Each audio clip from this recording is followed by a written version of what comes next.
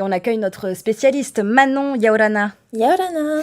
Alors ce soir, on parle de la Saint-Valentin. La fête des amoureux approche et certains ont choisi de faire des rencontres sur Internet.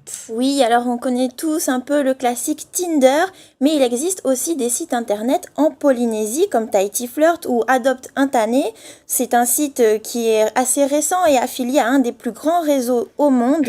Alors ça, ce sont pour les sites classiques, on va dire. Est-ce qu'il existe aujourd'hui des outils plus perfectionnés, on va dire ?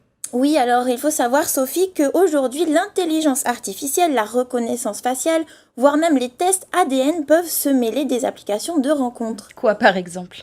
Alors, on connaît un peu Badoo, qui est une autre application que Tinder. Badoo utilise la reconnaissance faciale pour, par exemple, vous aider à trouver le sosie d'une célébrité dont vous êtes fan ou le sosie de votre ex, mais bon, ça c'est autre chose.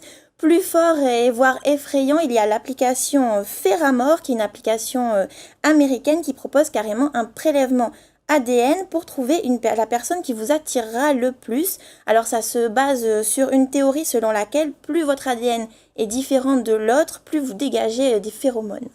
Tout cela a l'air assez dangereux, pardon. C'est risqué finalement d'utiliser des sites de rencontres.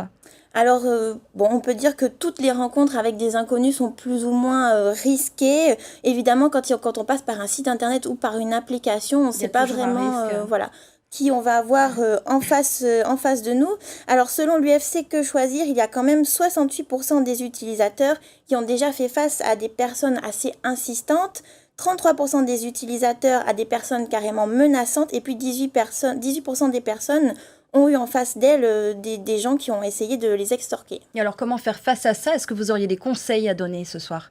Oui, on a quelques conseils pour les internautes qui veulent se lancer sur les applications de rencontres. Alors la première des choses, c'est que pour le premier rendez-vous, essayez de vous rendre dans un lieu public, prévenez votre entourage de votre sortie. Attention aussi à la photo utilisée par l'autre sur Internet. Si vous avez un doute, vous pouvez effectuer par exemple une recherche Google inversée de cette photo. Et puis si vous avez un doute, vous pouvez aussi demander à la personne de mettre sa caméra pour être sûr de qui vous avez en face de vous.